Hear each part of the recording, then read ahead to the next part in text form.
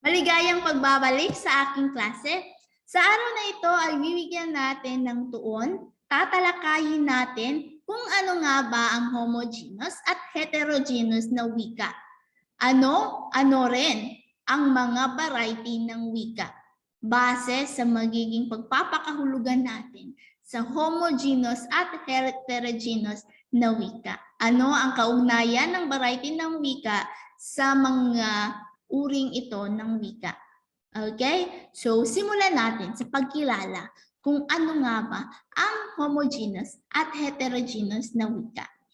Sinasabing walang buhay na wika ang maituturing na homogeneous dahil ang bawat isa ay binubuo ng mahigit isang variety. Maraming uri, maraming variety. Kasi pag sinabi ninyong homogeneous, homo ay isa, genus ay uri or klase.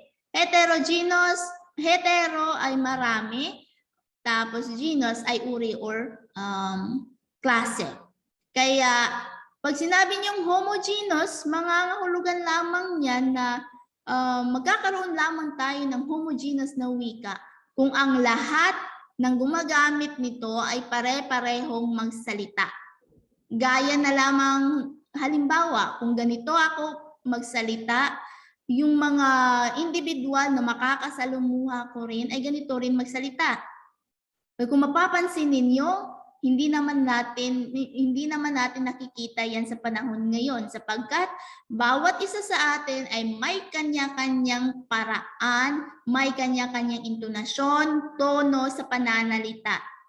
Kaya hindi natin masasabing homogeneous, kumbaga yung wika. Bagkus, ito ay heterogeneous kasi dulot na rin ng mga variety na meron tayo. Okay? Ito na nga sinasabi ko, hindi ganito yung wika, yung pagiging homogeneous nito sapagkat nagkakaiba-iba tayo. Nagiging may iba't ibang pagkakakinlanlan yung bawat isa sa atin sa kung paano tayo magsalita. Kaya yan yung isa sa mga variety na meron tayo ngayon, yung EduLec. Mamaya-maya ay malalaman ninyo yung mga variety na siyang tinutukoy rito at naging dahilan kung bakit heterogeneous yung wika na meron tayo. Okay? Now ay subaybayan ninyo ang magiging talakayan natin hinggil sa variety ng wika. Sapagkat maraming mga variety ng wika ang siyang litaw ngayon. And bigyan nating linaw kung aling variety, kailan ka gagamit ng ganitong tono, kailan ka makikilala bilang ikaw yung nagsasalita sa mga variety ito. Okay? Unahin natin ngayon yung dialect. Dialect or dialecto, something. Ito yung variety ng wika na ginagamit ng particular na pangkat ng mga tao mula sa isang particular na lugar tulad ng lalawigan, rehiyon o bayan. And mula sa mga ito na sinasabi nating particular na pangkat ng mga tao, halimbawa na lamang, nasa Cebu tayo. Ang sinasalita natin ay Cebuano na isa rin sa mga pangunahing wika. At yung Cebuano na iyon, nagkakaroon ng iba't ibang variety, variasyon. Kumbaga, yung variasyon na tinatawag natin na iyan, yan ngayon yung dialect. May Cebuano na pang Bohol, may Cebuano na pang Davao at iba pa. Tulad rin ng Tagalog. May Tagalog sa Rizal, may Tagalog sa Morong, may Tagalog sa Maynila, may Tagalog din na Bisaya. Bisaya natin na Tagalog parang may halong Ingles. Kaya nagkakaroon tayo ngayon ng lexicon na Tagbish. Tagalog at Ingles. Or, 'di ba?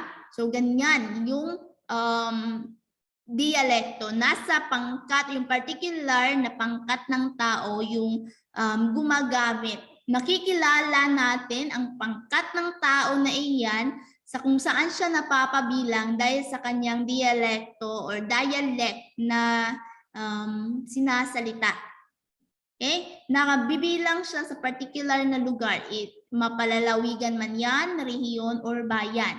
And gumagamit ang mga tao na isang wikang katulad ng sa iba pang lugar, subalit naiiba. Ito na yung binikas ko kanina na naiiba yung punto o tono, may magkaibang katawagan para sa isang kahulugan, iba ang gamit ng salita para sa isang bagay o magkakaiba ang pagbuo ng pangungusap na siyang nagpapaiba sa dialect ng lugar.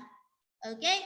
So, yun na nga yung sinasabi ko kanina na yung Tagalog, may variasyon siya. May Tagalog na pang Morong, may Tagalog na pang Maynila lang, may Tagalog na pang Bisaya, kumbaga. So, yung mga variasyon na iyan ng Tagalog, yan ngayon yung tinatawag nating dialect. Do not confuse yourself sa dialekto or dialect sa mismong wika. Kasi yung wika in general yan, malawak na katawagan sa wika na meron ang isang lugar, ang isang pulo, kung ipapalagay natin sa Pilipinas. Now, ang pangunahing wika na iyan, kung nagkaroon na ngayon ng variasyon bawat lugar na kinabibilangan ng mga tao, dyan na ngayon lumilitaw yung dialect.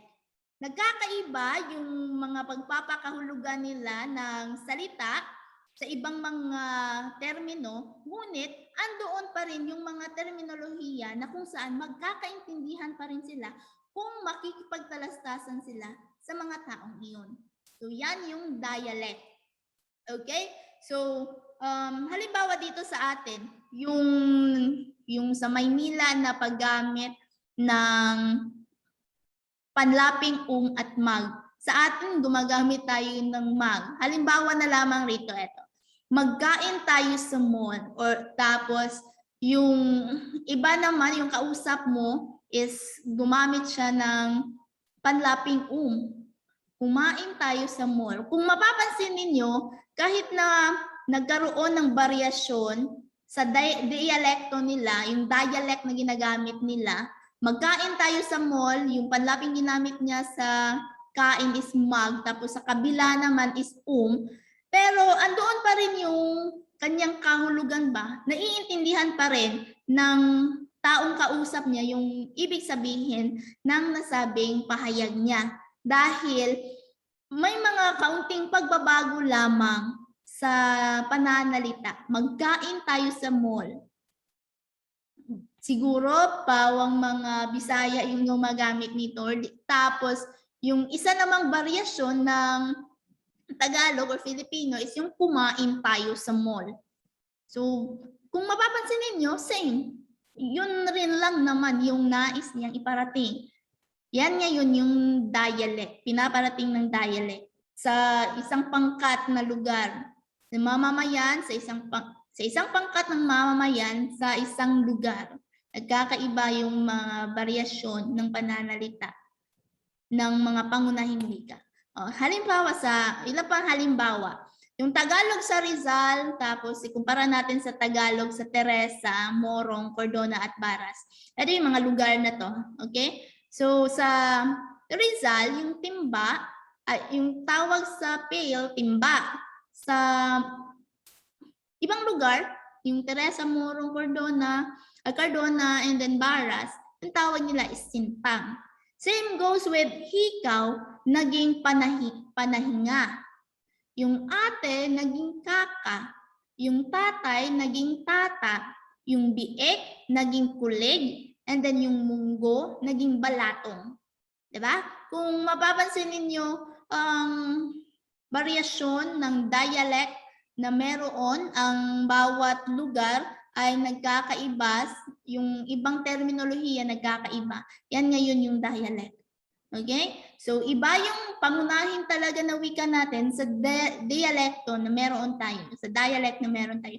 At yan yung unang variety ng wika na meron, na matutukoy natin. Okay?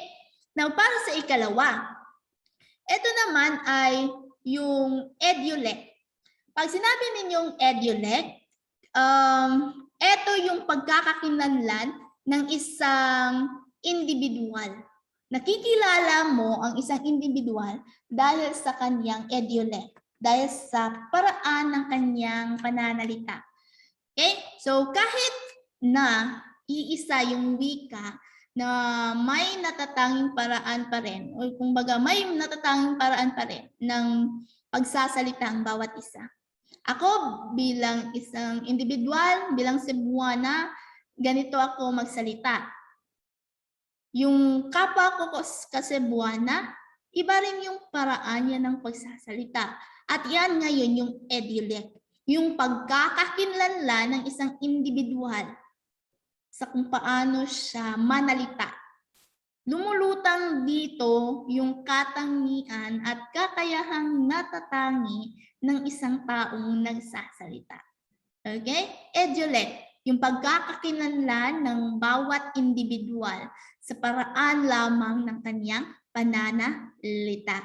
Now, may mga kilala tayong personalidad na kung saan nakikilala talaga natin dahil sa kanilang EduLec na taglay, na variety ng pananalita nila, ay nakikilala natin sila. Eto ngayon kasi, pag sinabi ninyong dalawang tao na nagsasalitaan ng isang wika, pero ng isang wika, ngunit iba, hindi pareho, kumbaga yung kanilang paraan ng pagbigkas. Yan yung pinaparating ng EduLec. Okay? So, kahit na, say for example, yung linya na binabanggit ng mga kilalang personalidad na ito, masasabi mo na hindi mo matukoy, sabihin na lamang natin na kapag binigkas mo yung mga kilalang linya nila na ito, kapag ikaw yung bumigkas, masasabi talaga na hindi sa iyo yan. Hindi yan yung EduLec mo. Hindi yan yung pagkakakilanlan mo bilang mananalita ng wika na iyan. Sapagkat may spesipiko talagang katangian yung bawat isa na nakikilala talaga dahil sa kanilang EduLec na tinataglay. Okay? So, ito yung ilan sa mga kilalang personalidad na masasabi natin kilala sila sa EduLec na meron sila yung individual na pagkakakilanlan nila, pagkakaiba ng pananalita. Diba? Kilala natin si Noli de Castro sa kanyang pamusong linya na Magandang Gabi Bayan. So yung paraan ng pananalita, masasabi mo talaga pag narinig mo yung mga katagang yan, yung tono, yung intonasyon ng pananalita na iyan, masasabi mo na si Noli de Castro yan. Okay? Same goes with Mike Enriquez. Hindi namin kayo tatantanan. So may kanya siyang paraan ng pagbigkas nito. And maging si Chris Aquino, di ba? May mga impersonation kay Chris Aquino dahil sa kaniyang EduLec din. Dahil sa tagline niyang katangian kung paano siya magsalita. Say for example, nakakaloka, okay Darla, di ba? So may ganyan siyang, nakikilala natin, si Chris Aquino yan dahil ganyan siya magsalita talaga. Makikilala mo yung tao dahil sa paraan yan ng pananalita at yan yung EduLec. Nagkaroon pa ng mga ibang kilalang personalidad na masasabi natin na kilala sila dahil sa taglay nilang katangian sa pananalita sa harap ng maraming tao. Ito yung pananalita ko na ito yung EduLec ko. Makikilala ninyo ako bilang individual dahil sa tono, intonasyon ng pananalita ko. So, yan yung EduLec ko. Kayo rin ay may kanyang EduLec. May kanyang pagkakakilanlan base sa kung paano kayo magsalita. Dumako tayo ngayon sa SocialLec, ikatlong variety ng wika. Ang sociolect naman, nakabatay siya sa katayuan o antas panlipunan o dimensyong sosyal ng mga taong gumagamit ng wika. Okay?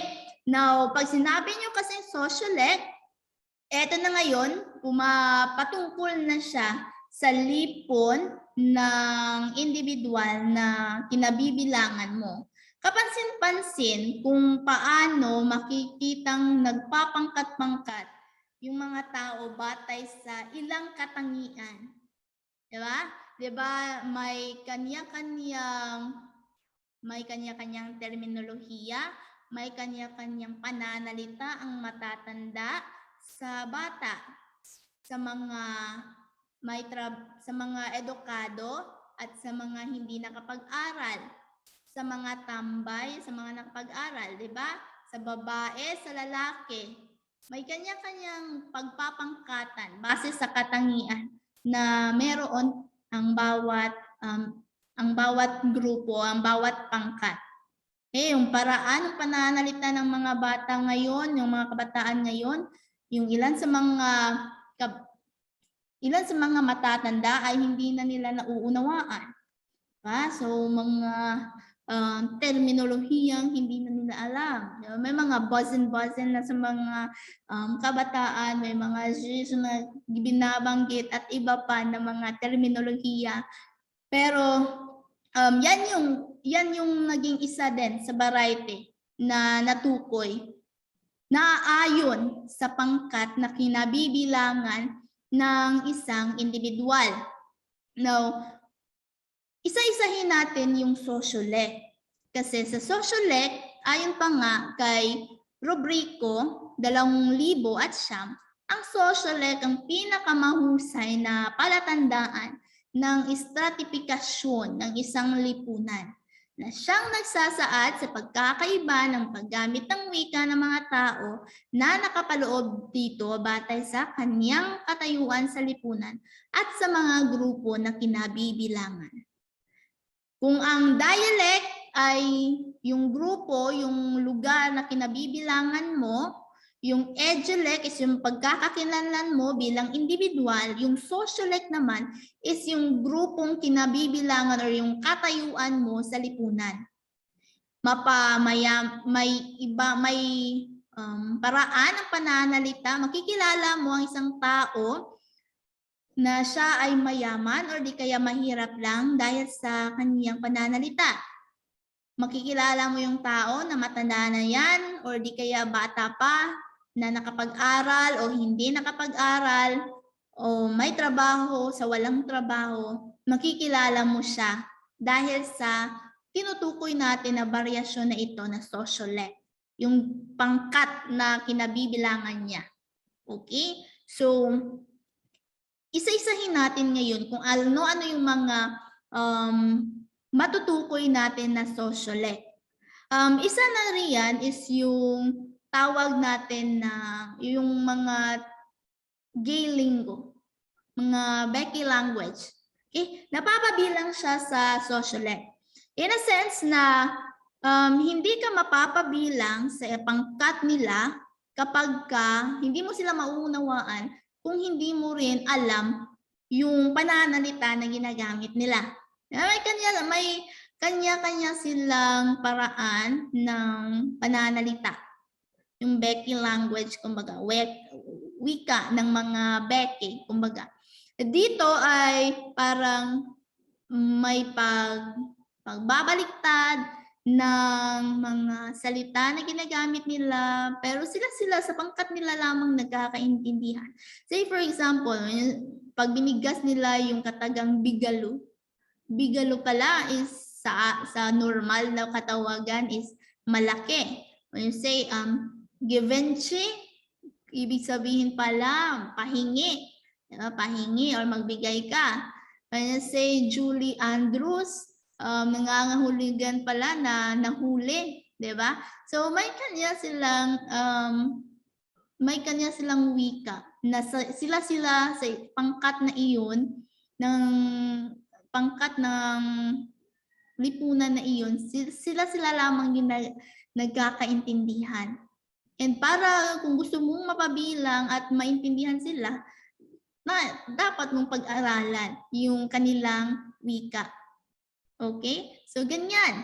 And naging yung Becky language nga, naging controversial siya. Mas lalo siyang lumaganap dulot ng naging isa sa mga kontrobersya na nangyari sa pamahalaan.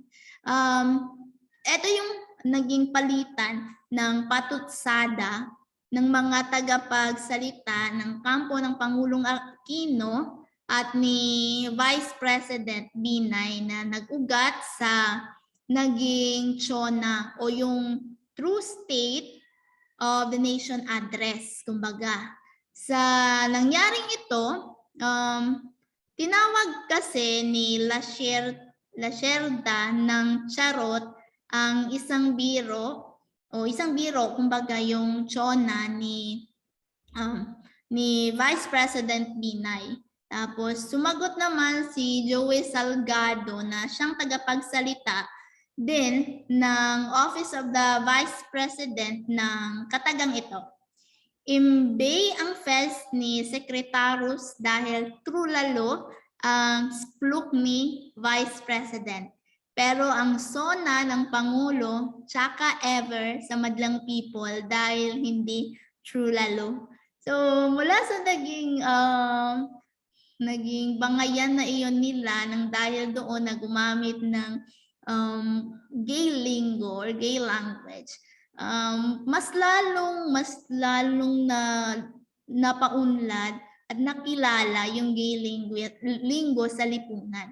Kaya masasabi na natin pag ganito, alam natin na sila yung gumagamit niyan, and maging yung hindi napapabilang sa kanilang pangkat, tapos gusto talaga na mapag-aralan na gumamit ng kanilang pananalita, pinag-aaralan din, nagagamit din, di ba? Pinagbabalik-baliktad yung mga pangalan. And under yan sa variety na sociolect. Same goes with tinatawag nating konyo or yung pagiging konyotek or yung konyo speak ng isang tao. Yung pagiging konyotek ng isang tao naman, under pa rin siya sa pagiging yung variety na sociolect. Sapagkat ito yung mga pananalita na kung saan ginagamit ng mga sosyal or para maging sosyal na kabataan, 'di ba? Yung kasalungat naman niya is yung mga jejemon o yung gumagamit ng jeje speak. Ito naman yung sa mga jologs na mga kabataan. And under pa masasabi natin sa lipon nila, pangkat pa rin sila ng individual. Pero may kanya-kanyang wika sila na nabubuo dahil sa pangkat na kinabibilangan nila. And etong, di ba, konyotek, yung konyo speak, ginagamit, parang nagkakaroon ngayon ng code switching sapagkat pinaghalo dito ngayon yung Filipino and yung Ingles. Okay, may kain na, may klaban na, or nilalagyan kumbaga ng katagang na sa hulihang bahagi. So yan yung parang sabi nating isa sa mga bahagi ng sociolect na lipunan. Tapos ito na yung sinasabi ko kanina, para matanggap isang tao sa isang grupong sosyal, kailangan niyang matutunan yung sociolect na ito. Yung sociolect ng lipo ng tao na iyan. Kung gay lingo, yung pagiging social kumbaga ng mga kabataan, or di kaya kung gusto mong mapabilang sa pagiging jologs, andoon yung jejemon. And maging yung jargon. And yeah. So halimbawa, sa konyotek o yung konyo speak, ito yung magiging usapan kapag konyotek or konyo speak, yung paraan ng pananalita. Yung kaibigan 1, sinasabing, let's make kain na. Sagot naman ng kaibigan 2, wait lang, I'm calling Ana pa. Kaibigan 1, come on na, we're gonna make kila pa. It's so haba na naman for sure. Kaibigan to, I know right? Sige, go na. So yan, magsalita yung mga taong napapabilang sa sociolect na ito. Yung pagiging konyotic. Yung pagiging konyo ng isang tao. Yung pagiging, parang slang siya kumbaga na masasabi natin. Kabaliktaran naman yan ng pagiging Jejemon or Jejespeak. Nagmula kasi yung Jejemon sa salita na Jejeje, na yan yung pag-spelling ng he sa text or kumbaga yan sa pag-text. Tapos dinugtungan lamang ng salitang Hapon na Pokemon. Kaya naging Jejeje plus Pokemon, naging Jejemon. Okay? Naging Jejespeak, kumbaga. Actually, ginagamit yung Jejemon noon sa pagte-text para mapaikli. Dahil nga, di ba noon, may limit lamang yung simbolo, yung mga bantas na siyang ginagamit natin sa pagte-text. 160 lamang na mga titik, mga bantas yung mapapasok sa pagte-text. Diba? Kung mapapansin, kung nagamit nyo pa, dumaan pa kayo, nasubukan ninyo yung 7210 na mga cellphone. Kung mapapansin nyo, kung mahaba yung type ninyo, 2 message na yung matatanggap ng padadalhan ninyo. Kasi yung limit lamang is 160 bawat text. Okay, 160 na titik or simbolo yung laman. Pero dahil mahaba, nagiging 2 na yung message na natatanggap. So ginagamit yung Jejemon noon na para mapaikli lamang yung text, para isang message lamang. Yung andito na ako, naging dito na ako. Kasi parang pinaghalo na kasi rito yung simbolo, yung titik at yung numero. Tapos ngayon, napahaluan pa siya ng H at Z sa pag-spelling. Sa halip na nga na maging maikli, pinapahaba pa kasi may mga dinadagdag na kakaiba. May maliliit, may malalaki na titik, kumbaga. So yan yung naging Jejemon, Jejespeak natin. Halimbawa, yung una, hello po, kumusta na po kayo? Diba kung papapansin niyo, siguro mas mapapaikli pa yan kung ano na lamang, binaybay na lamang yung wasto. Tapos ako ito. Yung ako ito na 6 lamang na titik, naging ilan dito? So 6, 8, naging 10 na. So hindi na napaikli yung mensahe. I miss you. I miss you. Ewan ko. And then, yung mustan, yung S naging Z, tapos nadagdagan ng H sa hulihang bahagi. So, yan yung mga jologs na kabataan gumagamit ng Jejemon. And ewan ko kung dumaan kayo sa bahaging yan. Okay? So, yan.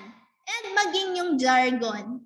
When you say jargon, ito yung mga terminolohiya na kung saan nagagamit ng mga lipon or grupo ng mga trabahante.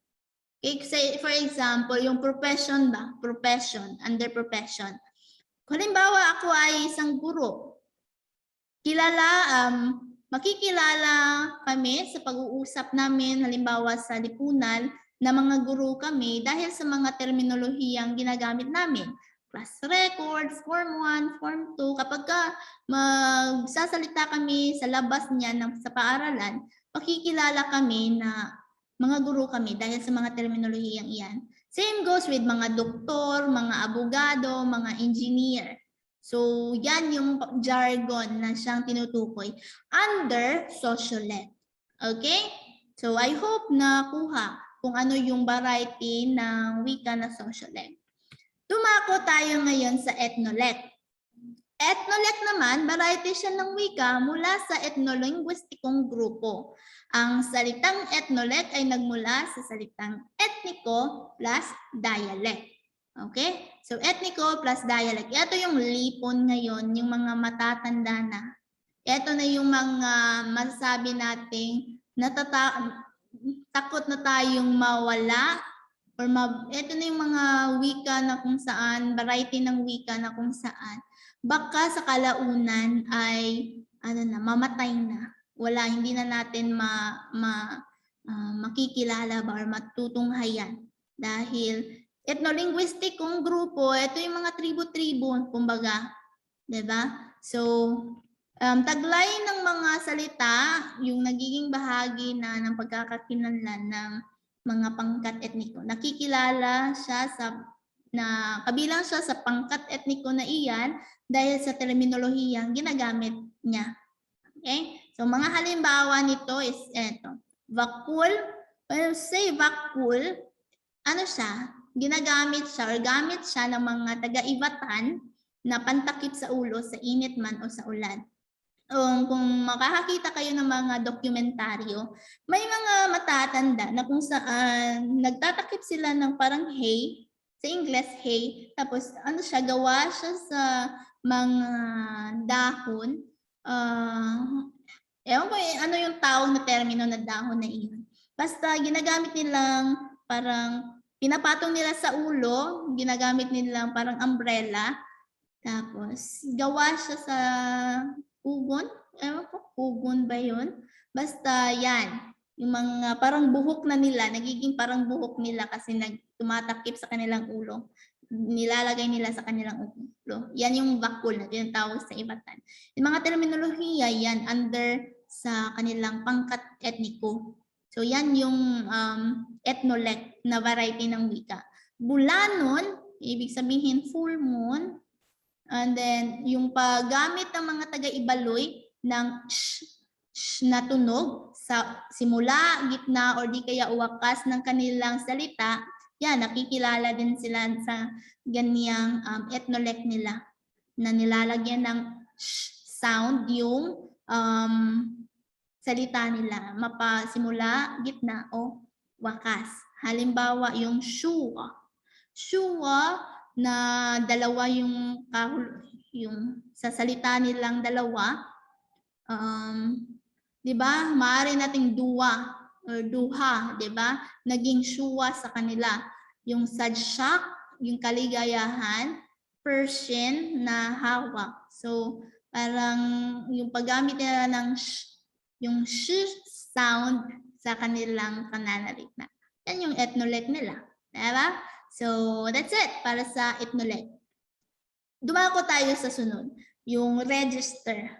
Yung register naman, ito yung variety ng wika na naiangkop ng nagsasalita ang uri ng wikang ginagamit niya sa sitwasyon at sa kausap. Sa sitwasyon at sa kausap, kumbaga, yung kausap mo ay matanda. Paano ka magsalita or di kaya yung kausap mo isang mayor or yung guru mo, paano ka magsalita? O di kaya kung kausap mo is kilala mo lamang or malapit mong kaibigan, paano ka magsalita? Kung baga yung register ng pananalita ay ang tinutukoy rito. Paano mo i-register, paano mo ipapasok, paano ka magsalita sa ganyang mga pagkakataon. Kung ang kaharap mo ay mayor, paano yung pananalita mo? Dapat maging formal ka rin. Yung mga pinipili mong pananalita, piling-pili. Kasi mayor yan, mas nakakaangat sa iyo. Kung kakilala mo lamang, maaari kang maging informal sa pananalita. So, yan yung tinutukoy ngayon na register.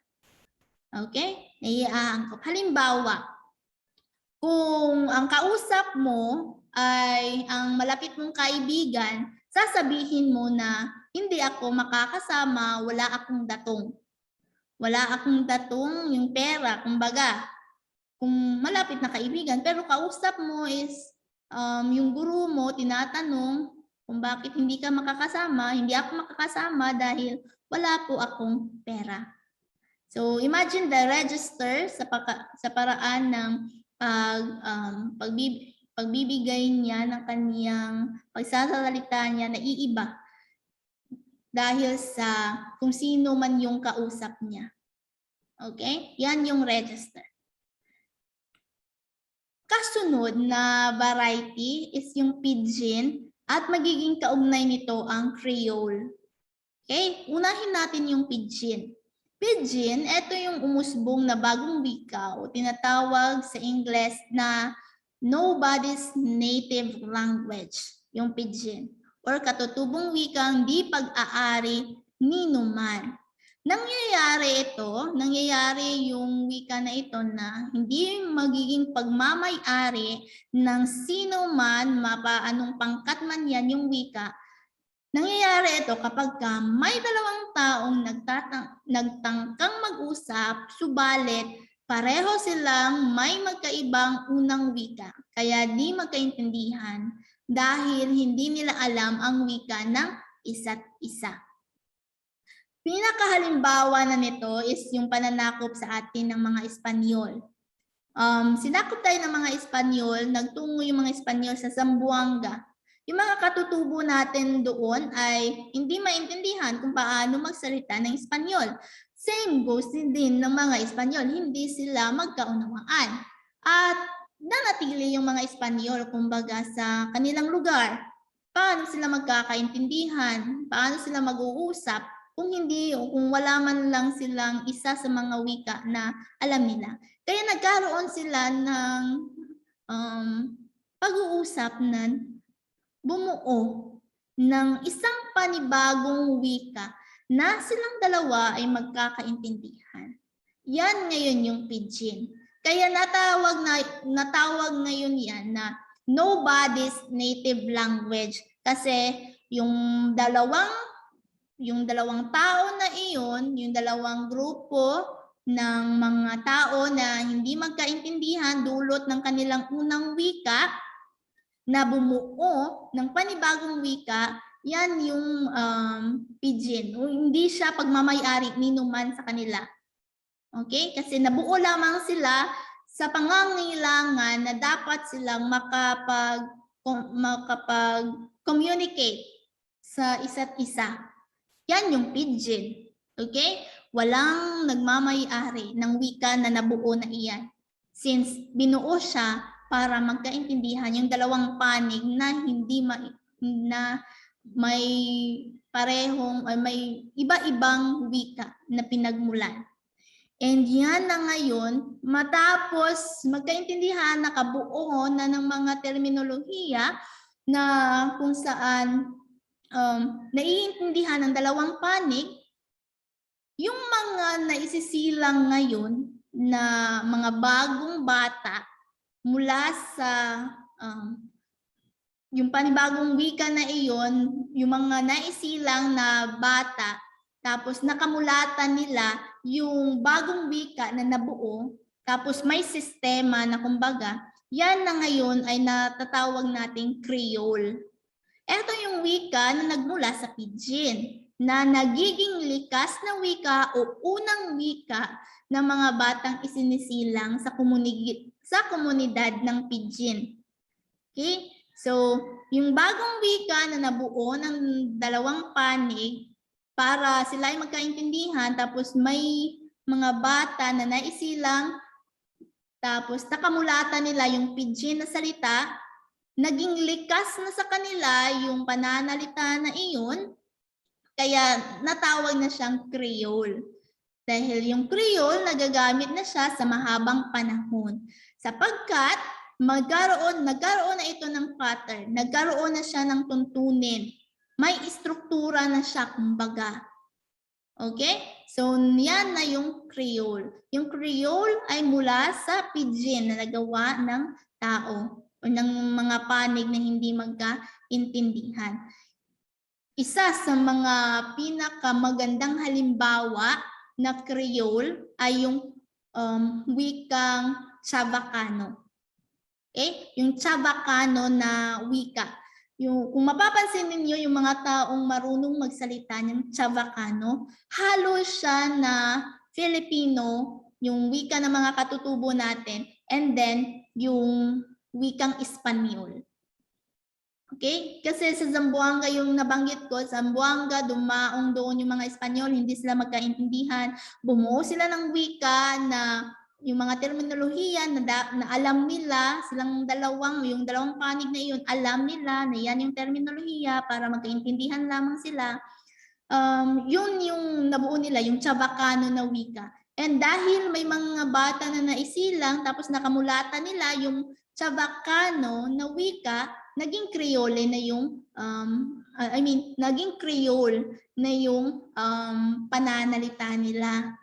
So yung nabuong Chavacano na wika ay naging Creole na ngayon sapagkat may pattern na, may tuntunin na, may istruktura na sa kanilang pananalita. So that's it para sa Pidgin at Creole. Okay? I hope nakuha at naintindihan ang siyang talakayan na ito. Okay? Kasi again, Creole, ito ngayon yung wika nagmula sa Pidgin na naging unang wika sa isang lugar, yung mga bagong naisilang na bata. And I hope na kuha ninyo yung pagkakaiba ng Pidgin o ng Creole mula sa pagkakatalakay ko. Okay? Kasi yan na yung wakas ng ating aralin.